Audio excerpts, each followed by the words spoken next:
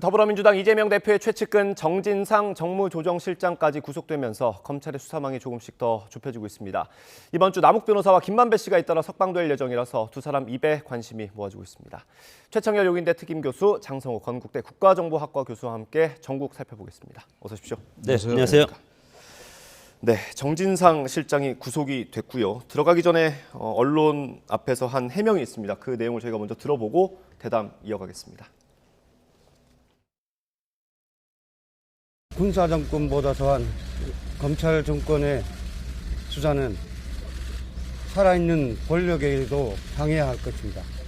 최소한의 균형이 필요합니다. 유동규 씨가 그러면 거기서 CCTV가 달려있는 곳에서 정진상 실장에게 뇌물을 제공했다. 이 부분은 굉장히 객관적으로 합리적이지 않은 부분이잖아요.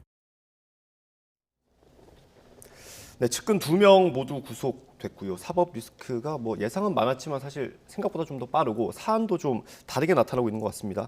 이 대표는 SNS 통해서 민생 강조하고 진실은 침몰하지 않는다 이런 입장을 밝혔는데 속내는 좀 더 복잡하겠죠?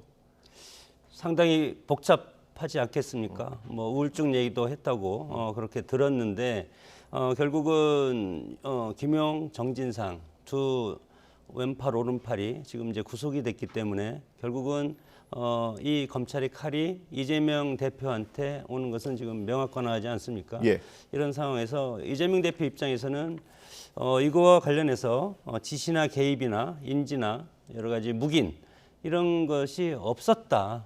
그렇게 주장을 하고 있고, 네. 그리고 성남시장 시절 이제 공문에는 이것을 결재한 그런 공문이 있지 않습니까? 예. 그렇기 때문에 검찰 입장에서는 이것을 모를 수가 없다. 그리고 구속된 두 사람 입장에서는 전혀 이재명 대표와 관련이 없는 사항이고, 예.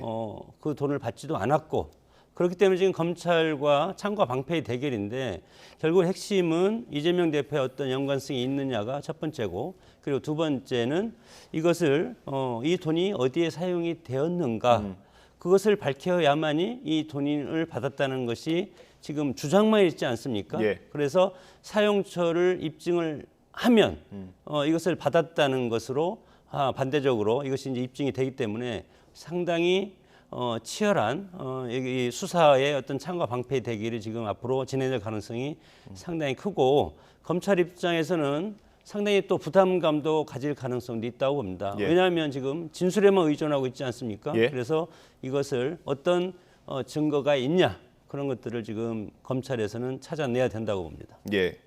구속 기한이 최대 20일까지인 걸 감안하면 늦어도 다음 달 초에는 정진상 실장이 아마 기소가 되겠죠. 아마 그러면 공소장이 공개가 될 테고요. 거기에 이재명 대표가 어떻게 나와 있는지도 중요할 것 같아요. 지금까지는 검찰은 일단 정치적 공동체라고 보고 있지 않습니까? 그 정진상 실장의 그 압수수색 영장에는 이제 정치적 공동체로 나와 있죠. 이재명 대표와 정 실장에 대해서. 예. 그리고 이제 공소장이 어떻게 되는지 정확히 모르겠어요 아직. 굉장히 많이 등장한다는 거 아니에요, 이재명 대표의 예. 그 단어 자체가. 압수수색 영장에는 100번 넘게 나온다고. 네, 예. 굉장히 많이 나오는 건데 뇌물 공동체다 이런 얘기는 아직 없죠. 그리고 이재명 대표가 뇌물 받았다라는 거기까지는 아직 전혀 가지 않은 것인데. 예. 앞서 이제 우리 장 교수님 말씀처럼 기본적으로 김용 부원장이 그 불법 정치자금 수수 혐의로 이제 기소가 됐단 말이죠. 네. 근데 그 부분도 이제 대선 경선 자금에 쓰였느냐 안 쓰였느냐 문제인데, 만약에 쓰였어도 이재명 대표가 몰랐다. 그 당시 이재명 후보가 몰랐다고 한다면 그럼 이재명 후보 당시 후보는 당 대표는 혐의가 없는 거죠. 예. 근데 이제 일상적으로 그게 과연 모를 수가 있는 것이냐라는 문제가 하나 있는 것이고, 네. 검찰이 어쨌든 물증으로 밝혀내야 되는 부분입니다. 네. 용처를 알아내야 되는 것이고, 지금 이 정진상 실장의 경우는 지금 꽤 혐의가 많아요. 뇌물 예. 수수도 있고,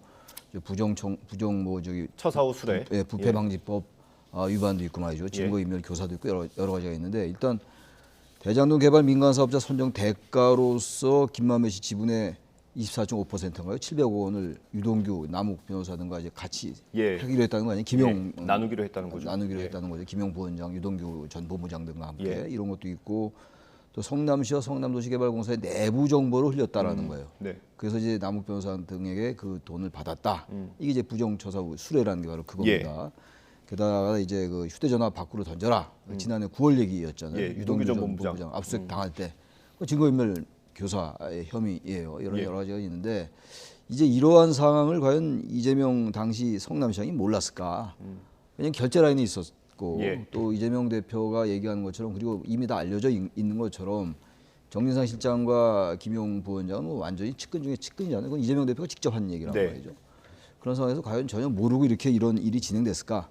지분을 700억 원씩이나 이제 셋이 나눠 갖기로 한다든지 네. 그리고 위례도시 개발에 그 미리 정보를 준다든지 이런 게 전혀 이재명 대표의 인지 없이 이루어졌다면 그건 대단히 또 이재명 당시 시장이 무능한 거라고 볼 수가 있겠죠. 있을 수 없는 일이라고 볼 수 있어요. 상식적으로 볼 때는 네. 이런 부분들을 이제 검찰이 어떻게 입증하냐는 문제인데 중요한 건 지금 이제 이 정진상 쪽에 정진상 그 실장의 변호인들은 이게 전부 이제 녹취록과 진술에 의존하고 있다라는 거거든요. 근데 뇌물이나 이런 돈이 오가는 건 말이죠. 예. 계좌로 하지 않는단 말이에요. 예. 계좌 이체로. 그러니까 CCTV에 이제 있거나 네. 아니면 정확하게 이제 그 여러 가지가 일치된다면은 이제 물증이 될 수 있는 건데 지금 이제 진술에 의존하는 것 같긴 합니다. 예. 근데 이제 검찰이 어떠한 증거를 또 갖고 있는지는 알 수 없어요 지금. 네. 검찰이 나름대로 제1야당 대표에 대한 수사로 진행될 게 확실하기 때문에 상당한 물증을 확보했다고 볼 수 있긴 있습니다만 또 하나 문제가 제가 법률가는 아닌데 이게 뇌물 사건 같은 경우는 여러 사람들의 진술이 일치하면 예. 그 일관되면 그건 법원이 좀 인정하는 그런 추세라고 그럽니다. 예. 그래서 이 부분을 무조건 진술에만 의존했기 때문에 밝혀내지 못할 거다라고 얘기하는 것도 저는 맞지 않는 얘기가 아닌가라고 예. 생각을 합니다. 예. 뭐 이어지는 얘기인데 이게 법원이 최종적으로 판단한 건 아니지만 구속영장이 발부됐다는 것 자체가 어떤 검찰의 논리를 좀 뒷받침해 주는 거 아닙니까? 꼭 그렇지만은 이제 아는 것이 증거인멸과 도주 우려가 있다. 지금 검찰이 공소 압수수색 영장이라든가 이런 걸 보면은 상당히 구체적으로 적시를 했는데 예. 이것을 김영 부원장이라든가 그리고 정진상 실장이 이거에 대해서 전면 지금 부정하고 있지 않습니까? 예. 아, 내가 검찰이 이렇게 주장하는 것이 다 맞다. 그렇게 되면은 구속영장이 뭐 발부 안 될 수도 있겠는데 뭐 거의 100% 다 부정적으로 나오고 거부하고 있지 않습니까? 이런 상황이기 때문에 증거인멸의 가능성이 있고 만약 검찰의 이런 것들이 사실이라면 예. 그러면 이것은 위법적인 그런 상황이 될 수 있기 때문에 일단은 구속영장이 발부돼서 최장 이제 20일까지 검찰에서 수사를 추가적으로 하지 않겠습니까? 예. 그럼 여기에서 이것은 이제 기소를 해서 재판으로 넘기기까지 과연 구체적인 물증이 있냐 없냐. 물론 우리 최 교수님이 여러 가지 증언들이 일치가 된다면 이것이 유죄라든가 예. 기소가 법원에서 받아들일 그럴 가능성이 있다고는 이제 보지만 그럼에도 불구하고 이것을 좀 전에 제가 말씀드렸지만 이 사용처 네. 그리고 받았다는 입증 자료 이런 것이 실질적으로 과연 있느냐. 예. 그리고 뭐 CCTV 지금 얘기 나오지만 CCTV에도 그렇게 뭐 뚜렷하게 나오는 것이 저는 없다고 생각이 들고 예. 그런 상황에서 상당히 법리적으로 치열하게 지금 다툼이 있고 예. 검찰은 일정 부분 정황 위주로 지금 주장을 할 것이고 네. 반대로 이 상대 정진상 실장의 변호인들은 이거에 대해서 그것은 실질적인 입증 자료가 없기 때문에 이것은 무죄다. 예. 이런 식으로 지금 주장할 가능성이 크고 결국은 뭐 좀 전에도 말씀드렸지만 이재명 대표의 이름이 뭐 100번, 107회, 예. 뭐 109회 이렇게 지금 나오지 않습니까? 네. 그렇기 때문에 결국은 검찰의 최종 목표는 이재명 대표고 김용 부원장을 통해서 불법 대선 자금 쪽으로 정치적 공동체다. 예. 그리고 정진상 실장 쪽으로 포괄적 뇌물죄로 해서 이것은 경제의 공동체다. 이런 식으로 쌍끌이 전략으로 지금 포위망을 네. 좁혀가고 있는데 그렇기 때문에 치열하게 서로 양 진영이 치열하게 다툴 가능성은 예. 상당히 크다고 봅니다. 이 구속영장 이제 발부할 때 8시간 10분이나 걸렸다는 거 아니에요? 이제 오래 10분에? 걸렸다고 합니다. 박근혜 전 대통령 때 2017년도 3월에 예. 8시간 40분이 걸렸다고 합니다. 근데 그때와 거의 버금가는 시간이란 말이에요. 예. 그러니까 단순하게 휴대전화 버려라라고 지시했던 거예요. 작년 9월에. 그리고 지금 이제 여러 가지 얘기가 뭔가 맞지 않는 것 같아서 예. 오로지 이제 증거인멸 도주 염려가 있기 때문에만 구속영장을 발부한 것 같지는 않아 보여요. 되게 판사들이 구속영장 발부할 때 여러 가지 사유가 있거든요. 예. 어떤 경우에는 증거인멸 도주 염려가 없다 하더라도 혐의가 중대하게 소명됐을 때라든지 중대한 범죄라든지 이럴 때도 구속영장이 발부될 때가 있어요. 원래 이제 증거인멸이라든지 도주 염려가 없을 때는 구속을 안 하고 이제 재판에 넘기는 게 일반적이긴 한데 꼭 예. 그렇지는 않잖아요. 지금 어째 8시간 10분 동안이나 그렇게 판사가 여러 가지를 들여다봤다는 건 구속영장 신문의 시간이 길었다라는 거는 나름대로 검찰이 제시한 구속영장에 청구된 그 여러 내용들에 대해서 어느 정도 소명됐다고 판단한 것 같기도 해요. 제가 보기에. 예. 그렇지만 그게 8시간 10분 동안이나 오로지 증거인멸과 도주 염려만 있다고 구속영장을 발부했다면 그렇게 시간이 많이 안 걸렸을 거란 예. 말이죠. 그래서 전 상당 부분 소명됐다고 판단하지 않을까 예. 법원이. 그래서 발부된 게 아니지. 물론 그 부분과 유무죄는 전혀 별개의 문제긴 해요. 그 부분은. 그런 생각도 듭니다. 네. 그 8시간 동안 이제 영장 심사를 했는데 네. 양쪽 변호인이 뭐 PPT를 법원에서도 했다고 하죠. PPT를 통해서 PPT가 100장 정도 PPT를 놓고 서로 네. 치열하게 법리 싸움을 했다는 것은 그만큼 양쪽의 지금 입장이 상당히 간극이 크다. 예. 그리고 그것을 바탕으로 해서 4시간 동안 또 담당 판사가 예. 이거에 대해서 고민을 했다고 그러지 않습니까? 그렇기 때문에 이것은 뭐 큰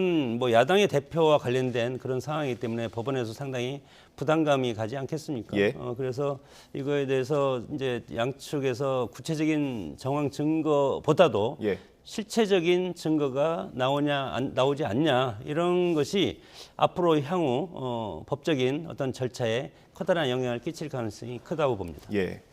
일단 측근 2명이 구속이 됐기 때문에 이전과는 좀 국면이 달라지긴 다르죠. 했습니다. 예. 민주당의 대응 방향이 좀 달라질까요? 그래서 달라져야 되지 않겠어요? 지금 이제 총선이 아직도 많이 남았기 때문에 내후년 4월이니까 예. 아직도 굉장히 길게 남았어요.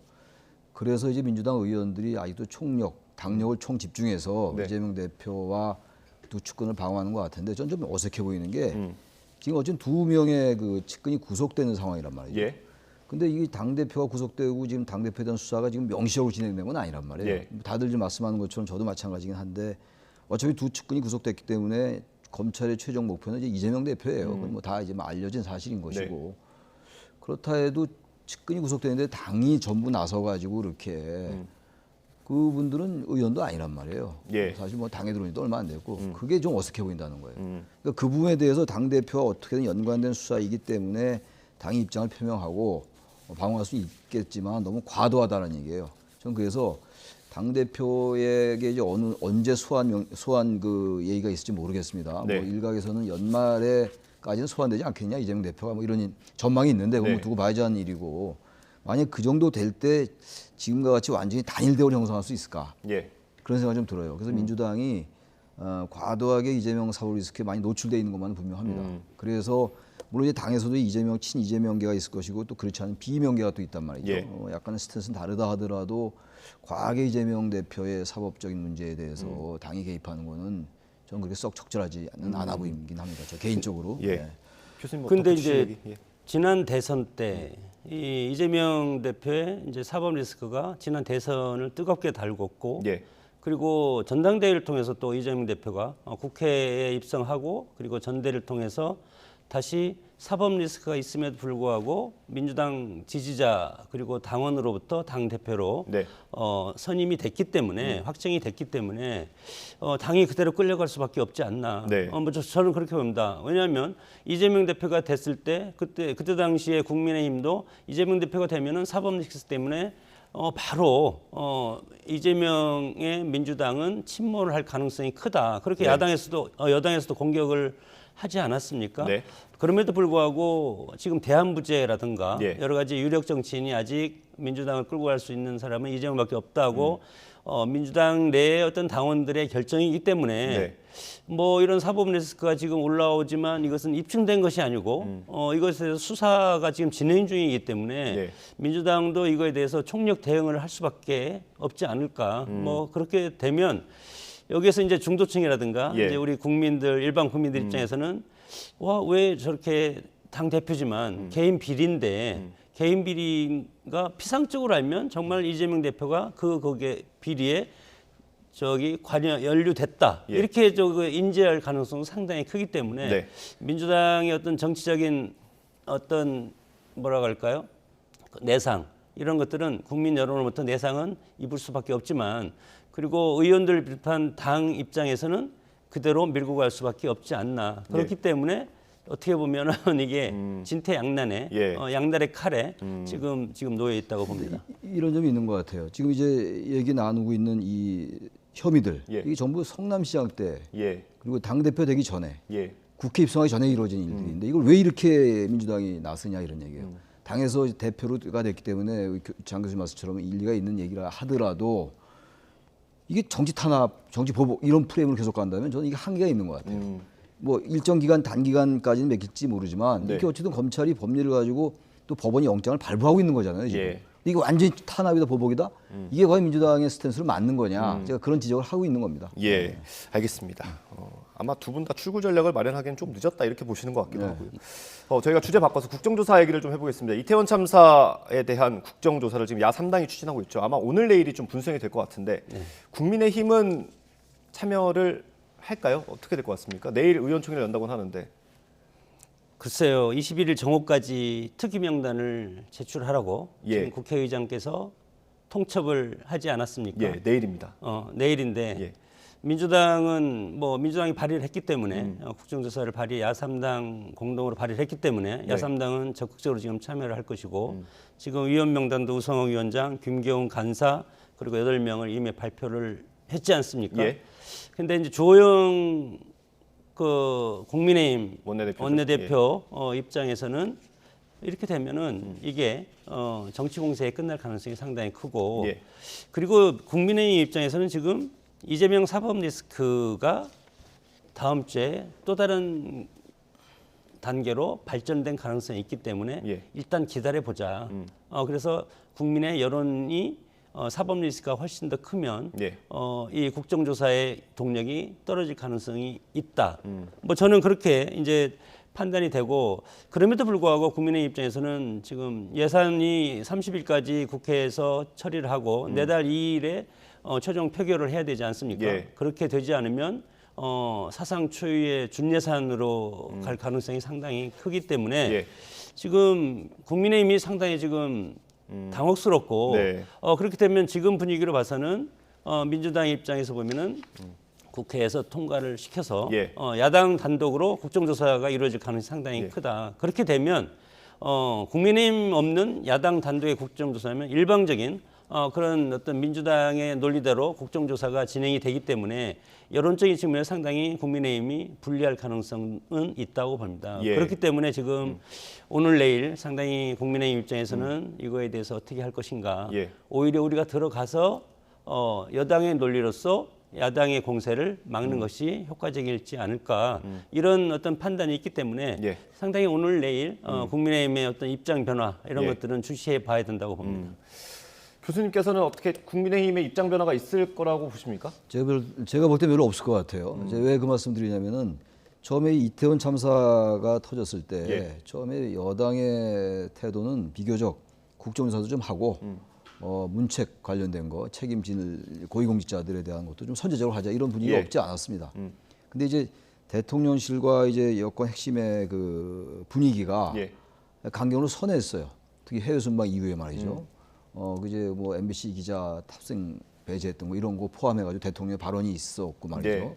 그런 상황 속에서 지금 이 국정조사를 하자라든지 그 무슨 다른 뭐 선제적으로 문책하자든지 이런 목소리가 완전히 사라졌어요. 예. 그런 하나의 맥락에서 볼 때 그러면서 이른바 핵관이라는 분들의 목소리가 막 나오기 시작했잖아요. 네. 그리고 이제 왜 그 김은혜 수석 퇴장시킨 거에 대해서 왜 그 방어하지 않느냐 이런 이제 분위기가 팽배했고 말이죠. 네. 물론 이제 여권의 핵심 그룹에서 그런 얘기가 나온 거이긴 합니다만 그런 상황 속에서 아마 지금 이 상황에서 국정조사 받자는 얘기하기 어려울 거예요. 여권 내에서. 예. 근데 제가 볼 때는 그러나 국정조사를 계속 이렇게 회피한 것처럼 보일 수 있어요. 장 교수님 말씀처럼. 예. 왜냐하면 이 국정조사라는 게 별 기대할 건 사실 없을 거예요. 지금 여야가 완전히 극한 대치 상황 속에서 뭘 밝혀내겠어요 지금. 여당이 얘기하는 거 예상되는 거 뻔한 것이고 예. 야당이 계속 이제 공세적으로 나올 거고 그래서 이재명 대표의 사법 리스크까지 노출돼 있기 때문에 아마 그게 같이 연계돼 있을 거라고요. 네.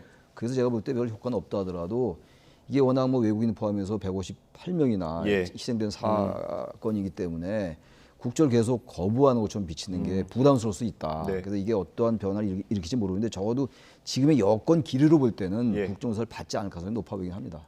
알겠습니다. 뭐 오늘 내일 물밑 협상이 있을 수도 있을 것 같고요. 아마 내일까지 좀 여의도 국회를 주시해야 될 것 같습니다. 오늘 말씀 여기까지 듣겠습니다. 최창렬 용의대 특임 교수, 장성호 건국대 국가정보학과 교수와 함께했습니다. 감사합니다. 예, 고맙습니다.